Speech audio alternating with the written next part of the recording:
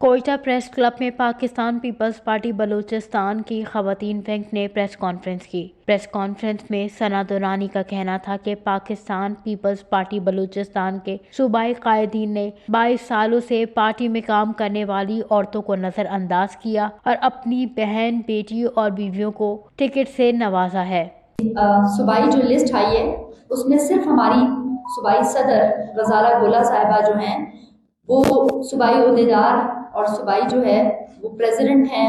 Women wing کی۔ اس کے علاوہ آپ اگر نمبر دیکھیں تو اس میں سے کوئی نام ایسا نہیں ہے جس کو ہماری صوبائی قائدین جانتے ہوں، جس کو ہم خواتین جانتی ہوں یا ان کو آپ صحافی حضرات جانتے ہوں کہ ان کا کبھی پیپلز پارٹی سے کوئی تعلق رہا ہے یا ان کی کتنی کنٹریبیوشن جو ہے وہ پیپلز پارٹی کے ساتھ رہی ہے۔ اسی طریقے سے جو لسٹ نیشنل اسمبلی کے لیے آئی ہے مخصوص نشستوں کی، اس میں بھی پہلے نام کے علاوہ جو ہے وہ ایسے نام ڈالے گئے ہیں جن کو ہم جو صوبے میں کام کرنے والی پیپلز پارٹی کی خواتین ہیں وہ نہ ان کو جانتے ہیں، نہ پہچانتے ہیں اور نہ ان سے کبھی ہماری ملاقات ہوئی ہے۔ صوبائی اور قومی اسمبلی کے لیے اس ترجیحی لسٹ سے غیر متعلقہ، غیر نمائندہ، من پسند رشتہ دار خواتین کو فی الفور نکال کر پارٹی کی حقیقی کارکن،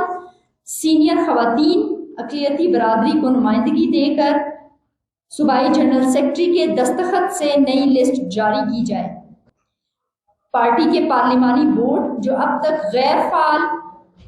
غیر ذمہ دار ثابت ہوا ہے، اس کی فوری اور دوبارہ تشکیل کر کے جنرل نشستوں پر امیدواروں کے پروفائل، پارٹی خدمات اور انٹرویوز کے بعد اور باہمی مشاورت سے میرٹ لسٹ بنانے کے احکامات جاری کیے جائیں تاکہ پارٹی عام انتخابات میں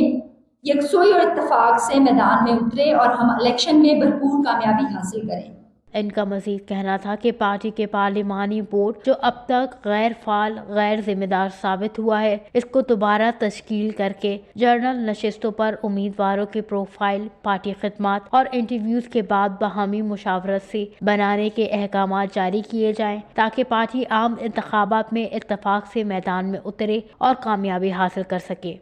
واش نیوز، کوئٹہ، بلوچستان۔